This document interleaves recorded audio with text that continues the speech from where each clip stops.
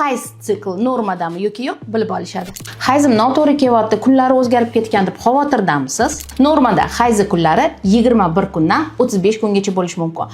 Agarda hammani hayz kuni aynan o'sha chisloga keladigan bo'lsa, bu sizniki ham shunaqa kelish kerak degani emas. Kimdadir hayz sikli 21 kunda keladi, kimdadir 30 kunda keladi, kimdadir 35 kunda keladi. Bu ham normaga kiradi. Agar onasida 25 kunda kelib, qizida 35 kunda kelsa, demak qizi kasal degani emas.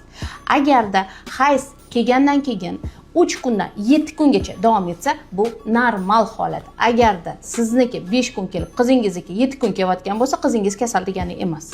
3 kundan 5 kungacha kelgan hayz bu normal holat bo'ladi.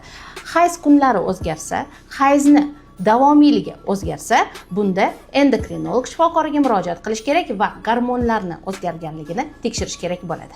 Ma'lumotlar uchun telefon raqamlari qoldirildi. Bu videoni barcha ayollarga yuborib qo'ying. Hayz sikl normadami yoki yo'q bilib olishadi.